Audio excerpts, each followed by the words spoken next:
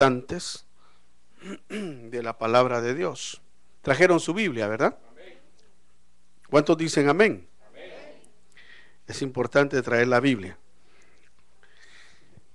Por eso no he estado proyectando últimamente, porque me interesa que usted traiga su Biblia. Quiero que veamos las advertencias que nos hizo el Señor Jesús acerca del fin de los tiempos. Veamos lo que dice en Lucas capítulo 21, versículo 1 en adelante.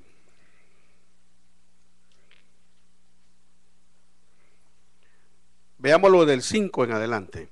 Dice así: y mientras algunos estaban hablando del templo, de cómo estaba adornado con hermosas piedras y ofrendas votivas, Jesús dijo: en cuanto a estas cosas que estáis mirando, vendrán días en que no quedará piedra sobre piedra que no sea derribada.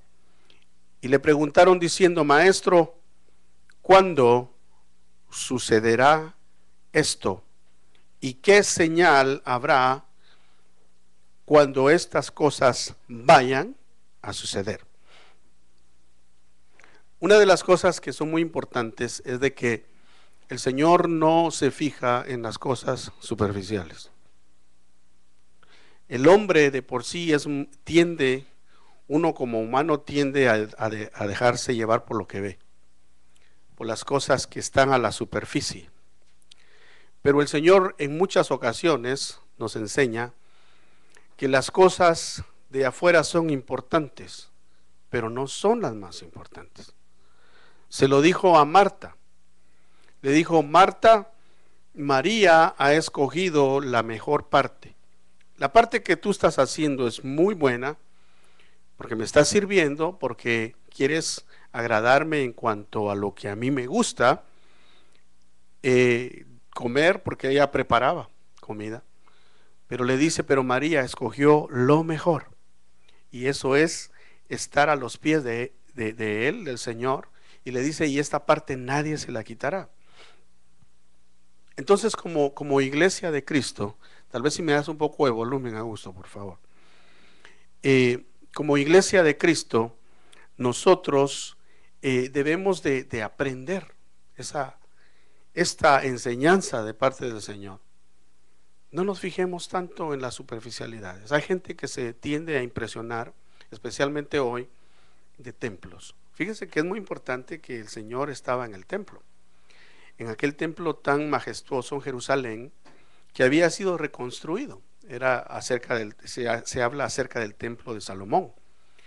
El templo de Salomón fue destruido por el rey Nabucodonosor, pero el Señor se los advirtió también a los israelitas cuando Salomón inauguró aquel templo glorioso, aquel templo donde bajó la nube del Señor. Se perdieron los turnos y la presencia de Dios inundó aquel lugar. Pero el Señor les dijo: el día de que ustedes dejen de buscarme, el día de que ustedes menosprecien mis mandamientos, menosprecien mi palabra, yo también menospreciaré este templo. Y pasarán muchos enfrente de este templo y menearán su cabeza y se burlarán diciendo: ese es el templo que le edificaron al Señor. Él se los advirtió, y ciertamente no ha habido otro templo más glorioso que el de Salomón, como él lo construyó. No ha habido, ni quizá habrá. Pero Dios nos da a entender de que es muy bueno que hagamos cosas preciosas para Él, pero lo más importante es nuestro corazón. Se lo dijo también al profeta Samuel. Le dijo: tú te fijas en las cosas de afuera, tú te fijas en los hombres, te fijas cómo lucen, cómo hablan, pero le dijo: pero has perdido la parte más importante. No tienes discernimiento, no tienes al menos el discernimiento que yo quisiera que tuvieras, porque le dijo: yo miro lo que hay adentro del hombre. Y por eso escogió a David, su siervo, que quizá no era el más, humanamente hablando, tal vez importante en su familia. ni tampoco era el de mejor porte, pero era el que Dios había escogido, porque David era un hombre que hizo lo que Dios le dijo que hiciera. Tuvo sus fallas, tuvo sus fallas. Fracasó en muchos aspectos de su vida, sí. Incluso fracasó familiarmente, fracasó. Pero al final el Señor le llama y le dice: el hombre conforme a mi corazón. Y como Dios es fiel, y como Dios es justo y es recompensador de aquellos que lo buscan, el Señor le levantó a David a un Salomón. Sus demás hijos no siguieron el camino del Señor, pero Dios le levantó a un Salomón que lo sustituyó en el trono. Y que cuando aquel varón fue ungido rey, los siervos de David decían: bendito sea el Señor nuestro Dios, rey de nuestro Señor y rey David, y que le ha permitido ver a un hijo sentarse en el trono. Y decía la gente: y bendito sea Salomón, y que su reino sea aún mayor, y su gloria sea aún mayor que la de nuestro rey David. Mire qué privilegio. Pero ¿por qué? ¿Por qué a David le sucedió eso? Porque el Señor vio lo del corazón, vio su corazón, y David guardó su corazón para Dios, a pesar que hubieron fallas. Pero al final David terminó su carrera con gozo. Amén. Entonces, cuando vemos esta escena, vemos un templo glorioso, vemos un templo adornado, vemos piedras y ofrendas motivas, y el Señor estaba en medio del templo, pero el Señor eso no le ponía ni le quitaba, porque veía que todo era superficial. Veía que todo lo que se estaba haciendo allí era para ser vistos. Si usted lee unos versículos más antes del 5, no ahorita, pero en su casa, usted se va a poder dar cuenta, o nos damos cuenta, que dice que era la hora de las ofrendas. Y dice que pasó una mujer que era viuda y dio todo lo que tenía para subsistir. Y lo que dio fue poco. Pero luego el Señor sigue observando y sigue viendo que los que daban mucho daban lo que les sobraba. Y ahí nos lo dice el Señor, pero en otro versículo, en otro evangelio, Él habla acerca de esta mujer y dice de que ella dio más que todos, porque ella dio todo. Pero los demás daban para ser vistos. Diga conmigo: daban para ser vistos. Entonces es muy importante que examinemos nuestra vida nosotros, cada uno de nosotros, examinemos nuestra vida y nos preguntemos: ¿por qué hago lo que hago? Sea lo que sea. ¿Por qué trabajas con excelencia a donde trabajas? ¿Por qué? ¿Para ser visto nada más? Fíjese que es bueno quedar bien con el jefe, es bueno. Pero el Señor nos enseña en su palabra que todo lo que hagamos, lo hagamos no como para los hombres, sino que hagamos las cosas para Dios. O sea, tu jefe, tu empleador, el que te dio trabajo, a donde quiera que trabajes, es el Señor.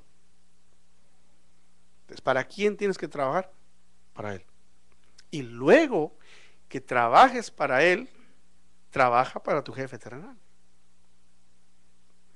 Y ciertamente te van a alabar, te van a querer. Porque si lo haces para Dios, los hombres van a quedar agradados e impresionados, aunque no sepan que lo estás haciendo para Dios en el instante. Pero tu testimonio, tu forma de ser, va a darles a ellos a conocer que las cosas las haces para Dios. Entonces, cuando nosotros hacemos las cosas para Dios, vamos a tener una recompensa. Por eso es muy importante que nos preguntemos: ¿por qué lo hago? ¿Para quién? ¿Lo hago para mí mismo? ¿Lo hago para quedar bien conmigo mismo y con los demás, eso no es suficiente. Porque estos templos habían sido construidos por hombres que llevaban ambiciones personales. Hoy en día vemos nosotros en el mundo religioso, por ejemplo, podemos ver templos majestuosos, hermano. Si vamos a la historia y si vamos a Roma, yo creo que no habrá un templo más majestuoso que ese en todo el mundo. Yo pues nunca he ido, pero la gente que ha ido a Roma y que ha tenido la oportunidad de conocer ese templo que tienen ahí, se quedan admirados, porque hasta sus cielos están con una capa de oro, sus pinturas y etcétera, y hay una riqueza inmensa en ese lugar. Ahora, si vamos seguimos viendo el mundo religioso, en el mundo se están levantando estructuras majestuosas, templos que cuando uno entra se queda admirado, lugares que cuando uno llega dice, ¿será que estoy llegando al mall? ¿O a dónde estaré llegando? Porque tienen unos parqueos tremendos, y cuando uno entra en aquellos templos son preciosos, ya parecen hasta aeropuertos en algunas secciones que tienen, cafeterías y todo, librerías, uno se queda admirado.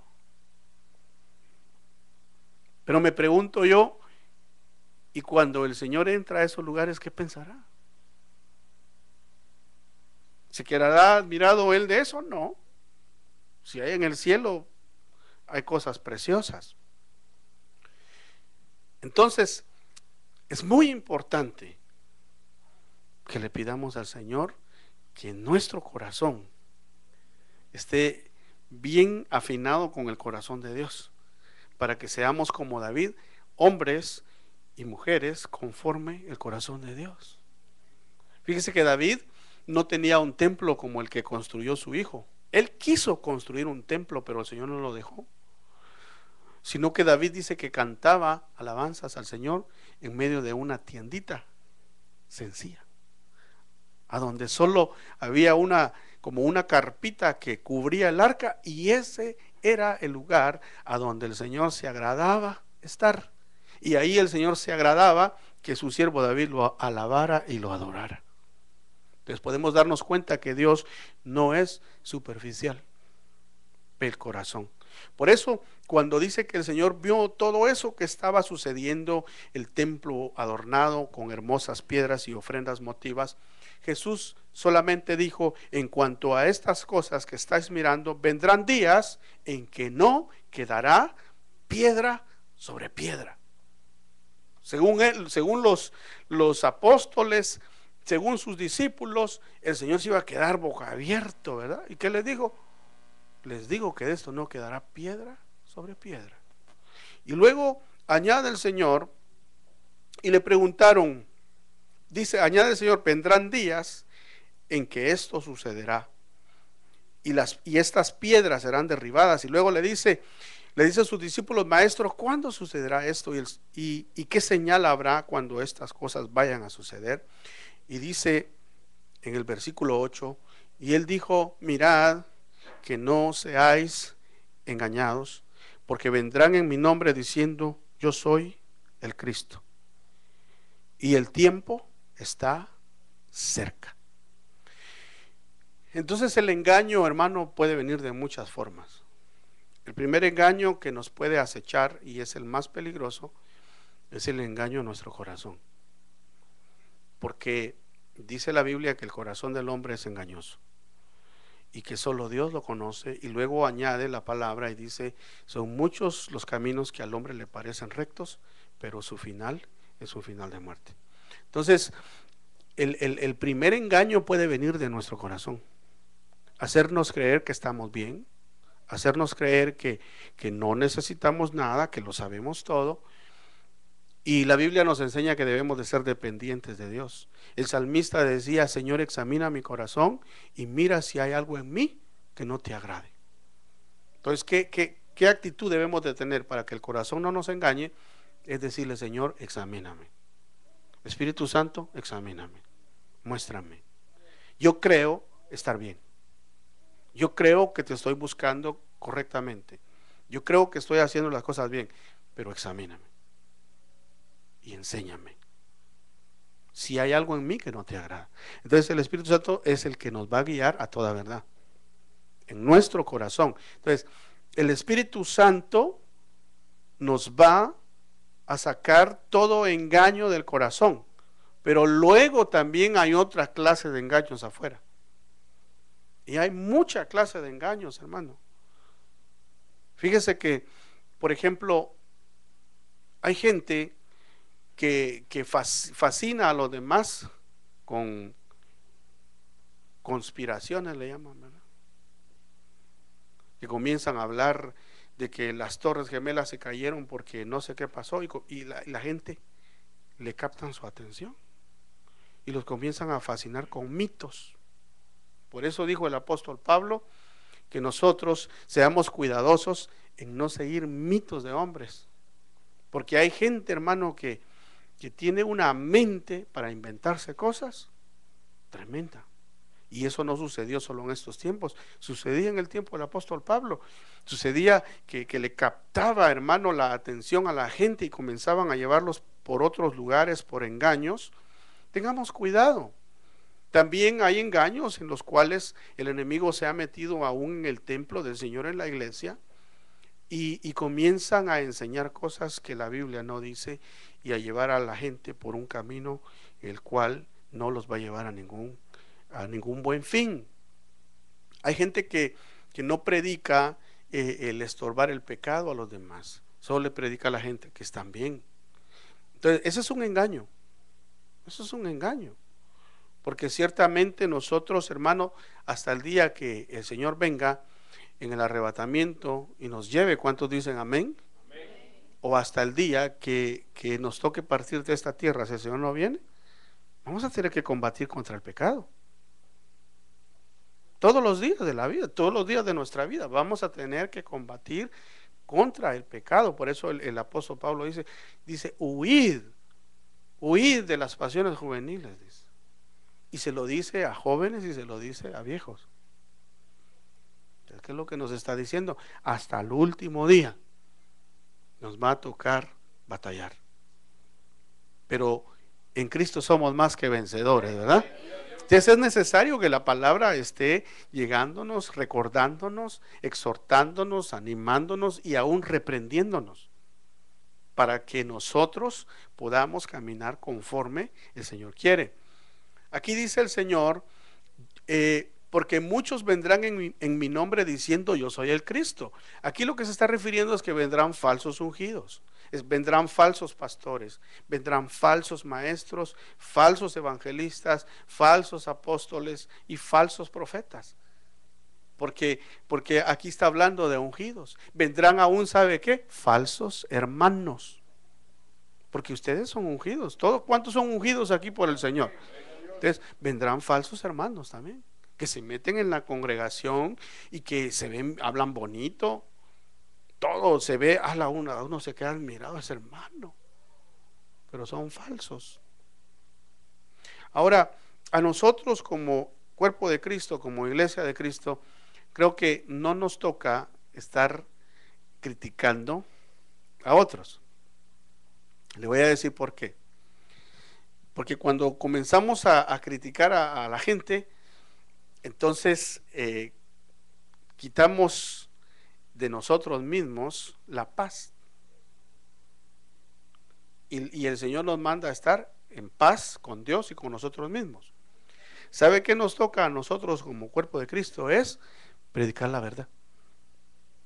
Prediquemos la verdad. Porque predicando la verdad y atendiendo la verdad, no vamos a ser engañados. Es como cuando usted va al mall o a la tienda que a usted le gusta más y a usted le gusta cierta clase de ropa de marca y usted se la puede comprar. ¿Qué hace? Lo compra y usted sabe las características de lo original. Pero si de repente va a algún lugar y ve la marca que a usted le gusta y no es original y usted entra como usted conoce el original, va a saber que lo otro es falso, ¿verdad? Se parece mucho, el signo, todo igual, pero yo conozco el original y sé que esto es falso.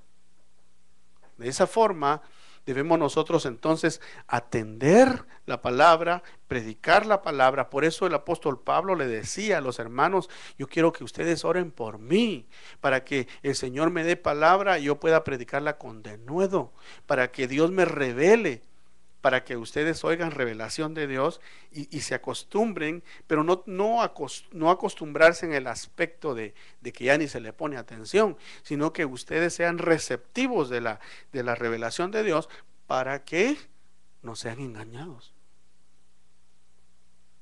Amén. Entonces por eso dice: porque vendrán falsos cristos. Y dice: y el tiempo está cerca. Y dice: no los sigáis. Entonces no nos dejemos impresionar por palabra, por carta, dijo el apóstol Pablo, como que fuera nuestra, ni nos dejemos impresionar por las cosas de afuera. Hay gente que tiene mucho carisma en hablar. Usted sabe, el anticristo va a ser un hombre con un carisma impresionante. Si ya lo vemos en líderes mundiales, los vemos. Tienen un carisma con la gente, hablan con la gente, se ganan a la gente, y algunas personas, cuando están enfrente de ellos en persona, están en una reunión, quedan impresionados. Porque fíjense que no es lo mismo ver a un personaje por televisión que verlo en persona. Si por televisión esos personajes impactan a la gente, ya al verlos frente a frente es impresionante, porque ellos captan los sentidos de la gente. Ahora, cuando uno, hermano, está acostumbrado a escuchar la verdad, a conocer al Señor, ya no te impresiona nada, aunque sea impresionante ver muchas veces a personajes, pero ya no te impresionan en un sentido como para poder ser engañados por algo, sino porque como tú tienes la palabra, tienes el Espíritu, tienes la revelación. Puede impresionarte algo afuera, pero hasta ahí quedó. Ahora, dice: cuando oigáis de guerras y disturbios, no os aterroricéis, porque estas cosas tienen que suceder primero, pero el fin no sucederá inmediatamente. Entonces, todo lo que estamos viendo, todas las guerras, todas las situaciones que estamos viendo, hermano, eso es momentáneo. El fin no es todavía. Acuérdese que quiero aclarar esto: el fin, nosotros no estamos esperando el fin, ¿verdad? ¿Cuántos están esperando el fin? Nosotros no esperamos el fin. ¿Sabe qué es lo que nosotros debemos de esperar? Es la segunda venida de Cristo, el arrebatamiento de la iglesia, que ese puede ser en cualquier momento. Pero el fin no, el fin todavía falta. Ahora, veamos otro verso aquí. El 10 dice: entonces les dijo: se levantará nación contra nación y reino contra reino, y habrá grandes terremotos y plagas y hambres en diversos lugares, y habrá terrores grandes, señales en el cielo. Bueno, todo eso lo estamos viendo. Por lo menos yo el otro día estaba viendo de que por qué el terremoto de Haití causó tanto estrago, si han habido terremotos más fuertes que ese. Ya no escuché la conclusión de por qué, porque tuve que apagar el televisor y irme. Pero ¿sabe qué? Terremotos van a seguir habiendo, aunque hay registrados los terremotos más fuertes de la historia, están registrados en estos últimos años. Estaba enterando que en el año 60 hubo un terremoto en Chile que fue de 9.5, que es el más fuerte registrado en toda la historia. O sea que el que hubo en el 2010 en Chile fue en el 2010 cuando hubo el tsunami y todo eso, ¿verdad? Creo yo, porque han habido dos. Creo que fue el del 2010, fue de 9 puntos y tanto, pero no fue tan fuerte como el del 60. Ahora, aquí dice el Señor, nos advierte: habrán grandes terremotos, plagas, hambres en diversos lugares. Eso ya lo estamos viendo. Ha habido en Asia, ha habido en Sudamérica, hasta aquí hemos tenido estos, de aquí han sido suaves. Pero luego dice: y habrán grandes terrores. ¿Han habido terrores? Estamos viviendo ahora una época de terrorismo, ¿verdad? Por eso se caracteriza este tiempo, porque hace como 11 años, no, quizá más, unos 12, 13 años, usted viajaba tranquilamente, ¿verdad? ¿Se acuerda? Yo recuerdo una vez que salimos con mi esposa y mi esposa llevaba un montón de maletas, hermano. No sé, yo creo que ahora ya no podríamos viajar así. Ella se ríe, pero es verdad. Pero por qué hago esa referencia? Porque en ese tiempo no era tiempo de terrorismo. Hasta ni lo registraban a uno, hermano. Pasaba uno tranquilo. Ahora tiene que estar uno ahí con 3 horas de anticipación, ¿verdad? Si no, lo deja el avión. Porque estamos viviendo tiempo de terrorismo. El Señor lo anunció. Yo creo que mi esposa no se va a enojar conmigo por lo que dije, ¿verdad?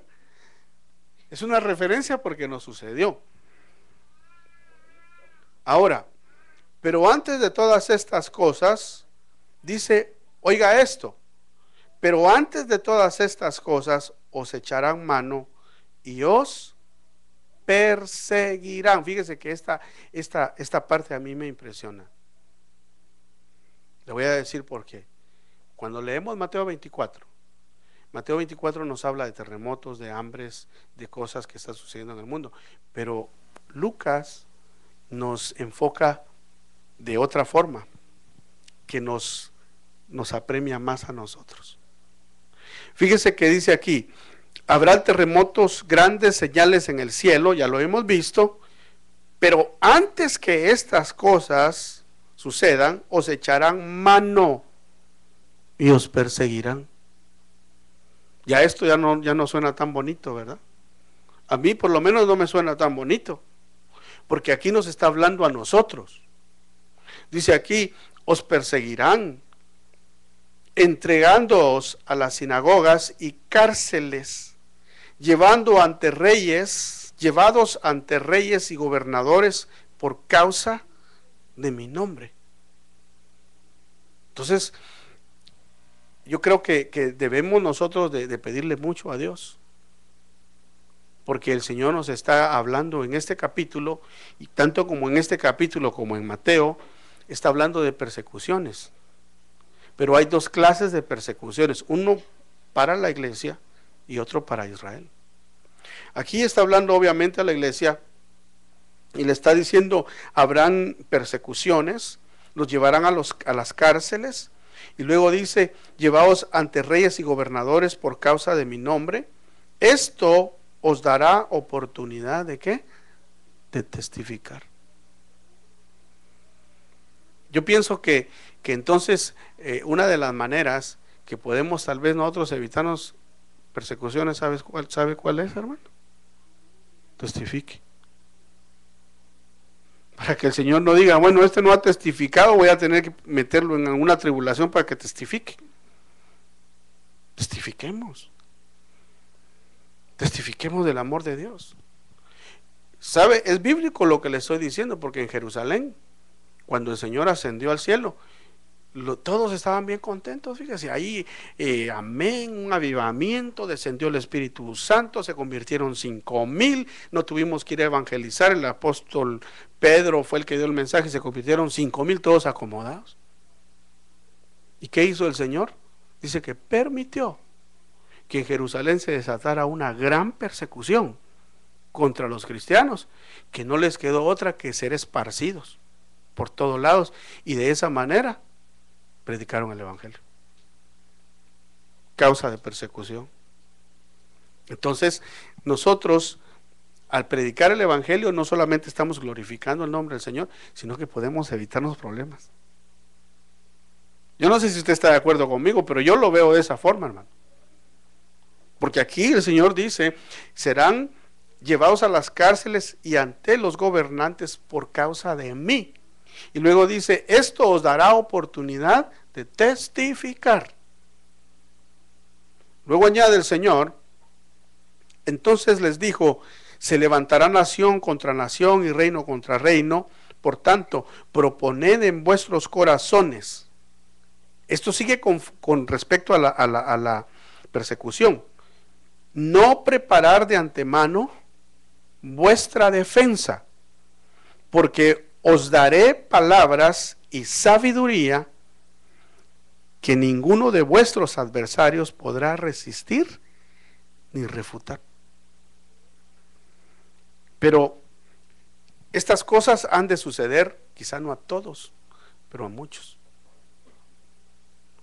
O sea, el Señor lo está advirtiendo, ¿verdad? Nos lo está advirtiendo. Dos cosas, hermanos: si testificamos, nos entrenamos, ¿verdad? Y si nos tocaría algún día ir a compadecer quién sabe a dónde, vamos a estar bien entrenados. Y luego dice el Señor: y no preparen su defensa, porque yo les daré palabra y sabiduría que no les podrán refutar. Eso es grande, hermano, porque, ¿sabe? Porque el Señor lo avisa, el Señor nos lo dice qué es lo que va a pasar. Luego leo en el versículo 15, dice: pero seréis entregados aún por padres. Oiga eso. Aún por padres, hermanos, parientes y amigos. Y matarán a algunos de vosotros, no dice a todos, a algunos de vosotros, y seréis odiados de todos por causa ¿de quién? De mi nombre. Ya eso ya se ve en las vísperas de eso, ¿verdad? Porque todo está bien hasta que se menciona el nombre de Jesús. Ahora todo el mundo solo Dios, Diosito, Dios aquí, Dios allá, pero no dicen Jesús. Nomás alguien dice Jesús, son fanáticos. ¿Sabe qué he oído yo? ¿Cómo nos llaman a nosotros los que creemos en el arrebatamiento? Y estoy hablando a nivel de noticias, a nivel mundial, pues. He visto algunos programas yo donde hablan de la Biblia. Estoy hablando de canales serios como Discovery, como el History Channel, cosas así. Y dice: los cristianos fundamentalistas. ¿Sabe cómo le llaman a los que botaron las torres, verdad? Los islámicos fundamentalistas. Y dice: los cristianos fundamentalistas son los que creen en el arrebatamiento de la iglesia. O sea que usted y yo estamos vistos como fundamentalistas. En otras palabras, fanáticos. Entonces, ¿qué es lo que sucede? Al vernos así, ¿podría darse una persecución? Claro que sí. Porque van a decir: esta gente va a desestabilizar la sociedad. Con ese mensaje van a poner eufóricos a todo mundo y se puede desatar un relajo. Hay que controlarlos. ¿Y aquí qué dice? Seréis odiados de todos por causa de ¿qué? De esperar a Cristo. Tal vez no es un mensaje muy emotivo, ¿verdad? No es un mensaje de que usted es un ganador. Pero son palabras del Señor Jesucristo. Hay un dicho que dice: más te ama quien te dice la verdad que quien te dice que todo está bien, ¿verdad? Cuando tienes un verdadero amigo, ese amigo te va a decir: no, ese pelo te queda terrible, córtatelo o ve qué haces con él. En el momento tal vez no gusta, ¿verdad? Pero dice uno: de verdad que sí. Y por eso me corté el pelo, porque mi amiga, mi esposa, me dice que me veo mejor así. Más te ama quien te dice la verdad. Ahí está.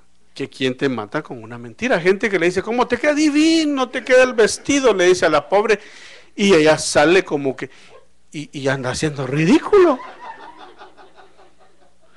esa persona no mucho te ama porque no te dijo la verdad. El Señor Jesucristo, ¿por qué nos dice la verdad? Para que nos preparemos. Entonces, estamos enfocando la advertencia del Señor en los últimos días para prepararnos antes de irnos con Él aquí en la tierra, para que no nos extrañemos. A mí lo que me extraña es que dice, o que me admira, es que dice, pero seréis entregados aún por padres, hermanos, parientes y amigos. Imagínense el Señor cómo se sentiría cuando Judas lo entregó. ¿Quién era Judas? Dice, mi amigo, el que come de mi plato, el que moja su pan en mi plato. Ese es el que me entrega. O sea, el Señor pasó todas estas situaciones, ¿verdad? Pero Él, por eso leíamos el viernes y decía, pero no se turbe vuestro corazón ni tenga miedo, porque yo he vencido al mundo. Y Él está con nosotros. Dale un aplauso al Señor. Luego vamos concluyendo porque dice la palabra, sin embargo, fíjese la confianza que el Señor nos da, porque son palabras de Él en el versículo 18, dice, sin embargo, ni un cabello de vuestra cabeza perecerá. ¿Cuántos se alegran de eso? Con vuestra perseverancia ganaréis vuestras almas. Entonces, ¿qué es lo que nos está diciendo el Señor? Hay que perseverar. Yo lo felicito a usted y me alegra de verlo. ¿Sabe por qué? Porque hoy empezamos temprano. Y empezamos a la hora que dijimos que íbamos a empezar. Cuando empezamos habían unos cuantos. Pero como a las 8:30 me controlé a muchos. Por eso tengo el reloj ahí enfrente. No solo para terminar temprano, sino para controlar a qué horas viene. A las 8:30 entraron los últimos. ¿Sabe? Esa es perseverancia. Y hay algunos que no vinieron, pero por alguna buena razón. Pero les digo algo, perseveremos. Hay hermanos que, mire, yo no tampoco soy extremista. Si alguien está enfermo, yo me he enfermado, y cuando me he enfermado realmente que estoy enfermo, yo no he venido. ¿Verdad? ¿Es así? Mi esposa da testimonio de eso. Cuando realmente estoy enfermo, que me ha dicho el doctor, no ande en la calle, ni camine, yo he estado en casa. Pero por un catarrito no me quedo. O por un dolor de cabeza tampoco. O porque me duele el pie cuando voy a salir tampoco. Porque el Señor nos llama a perseverar. Bueno, y a mí me toca estar aquí, no importa qué. Llueva, truene, relampaguee, esté enfermo, ronco, como sea, hermano. Yo estoy aquí. Porque yo soy el pastor. Pero digo yo, de repente los hermanos siguen el ejemplo, ¿eh? Pero así debe de ser. El Señor dice, vuestra perseverancia hará que vuestras almas se salven. Entonces tenemos que perseverar. Hay momentos que el achaque no llega al cuerpo, pero puede llegar a la mente, puede llegar al alma. A la mente diciendo el enemigo, no vayas, que mira a los hermanos como son, que se pelean. O quizá entre los esposos, ¿va? Porque en todos los matrimonios hay problemas. Entonces de repente el esposo le dijo algo a ella y el diablo le dice, mira lo que te dijo el esposo, ya no voy a salir a la iglesia. O ella le dijo algo a él. Entonces el diablo viene, no vayas a la iglesia. Pero ¿qué es lo que tiene que hacer el esposo o la esposa en eso? perseverar. Perseverar. Decir, no, güey, está bien, y reprender al diablo y correr a buscar al Señor. Porque si hay un problema, ¿quién te lo va a resolver? El Señor. Si tienes problemas es cuando más tenemos que correr.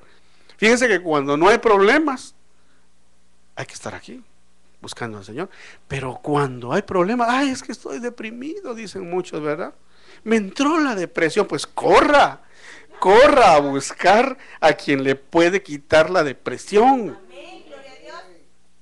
Ay, es que, fíjese que estoy tan enojado con fulano, corra a perdonar y a pedirle al que le puede dar la fuerza para perdonar, que lo ayude. Mire, cualquier sea el problema que podamos estar pasando, es cuando más tenemos que correr a buscar al Señor. Tenemos que perseverar. Esa es la advertencia que el Señor nos da acerca de los últimos días. Porque vendrá un tiempo en que quizá no podamos reunirnos, hermano. Primeramente Dios, que no sea así, ¿verdad? Y que no nos toque vivir eso pronto. Pero imagínense, tanta reunión que hubo, usted se las perdió.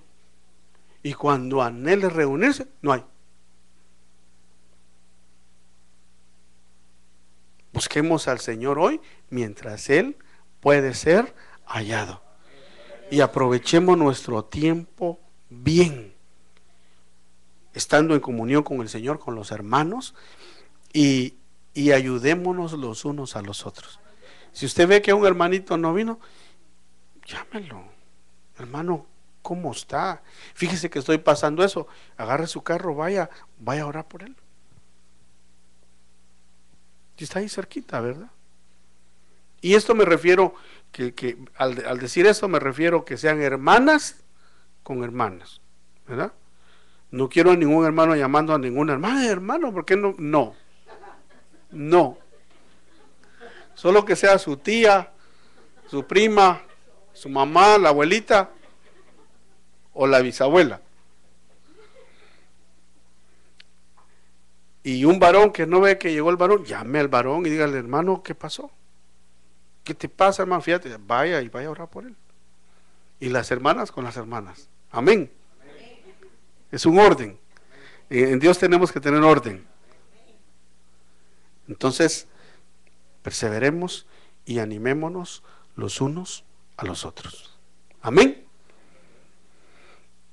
Póngase de pie, vamos a orar y le vamos a pedir al Señor que en su misericordia Él nos dé esa gracia en estos tiempos que vivimos. Que nos dé la gracia para que podamos nosotros ministrar, buscar y no seamos superficiales, sino que busquemos las cosas que no perecen y que las atesoremos en nuestro corazón. Pidamos ser agradables delante de Dios. Cierra sus ojos y oramos en el nombre de Jesús. Padre, venimos delante de ti, pidiendo, Señor, que esta palabra que tú nos has dejado escrita en Lucas capítulo 21, del verso 1 en adelante, Señor, y todos los versos que hemos leído, sea una palabra, Señor, que la atesoremos en el corazón y que traiga, Señor, acciones dignas de ti a nuestra vida. Que nosotros podamos, Señor, prepararnos, podamos, Señor, ser gente que te busque, gente fiel a ti, gente fiel a nuestros hermanos, gente, Señor, que persevera para llegar hasta el fin, Señor, sabiendo que tu venida puede ser en cualquier momento, pero sabiendo también, Señor, que tú vas a permitir que pasen muchas cosas alrededor nuestro, y que mientras tú permitas lo que vaya a suceder, nosotros nos mantengamos firmes, nos mantengamos, Señor, unánimes con tu espíritu, con tu palabra, predicando la verdad, anhelando la verdad, buscando la verdad y caminando en la verdad, Señor. Ayúdanos, Señor, no a fijarnos tanto en qué es lo que están haciendo los demás, pero sí a fijarnos en qué es lo que tu palabra dice y qué es lo que tu Espíritu nos está diciendo a nosotros que hagamos. Ayúdanos, líbranos de todo mal, líbranos, Señor, del engaño del corazón humano. Líbranos, Señor, y escudriña nuestra alma y nuestra mente y lo profundo de nuestro espíritu y nuestro corazón, para mostrarnos aquellas cosas que hay en nosotros que no te agradan, para que nosotros podamos entregarlas a ti, arrepintiéndonos y cambiando de forma de pensar y de actuar delante de tu presencia. Señor, lo pedimos porque solo a ti, Señor, podemos venir. ¿A quién tenemos más en el cielo que a ti? Tú intercedes por nosotros todos los días, día y noche, aquí en la tierra, pero allá en el cielo eso no existe, Señor. Pero todo el tiempo tú estás intercediendo a favor nuestro, a la diestra del Padre, Señor. No nos dejas mientras dormimos, no intercedes por nosotros. Mientras nos levantamos y trabajamos y hacemos nuestras actividades, tú intercedes por nosotros. Señor, pedimos en esta hora que nos concedas el ser hombres, mujeres, hijos, hijas, cristianos verdaderos, que caminemos, Señor, agradándote en todo. Ayúdanos en nuestras fallas y ayúdanos en nuestras debilidades. Fortalécenos, Señor, y enséñanos a caminar conforme tu voluntad.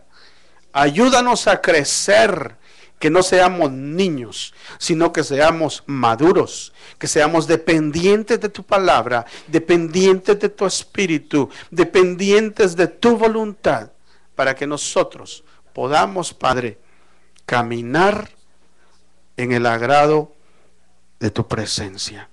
Gracias, Jesús. Amén y amén. Démosle un aplauso al Señor.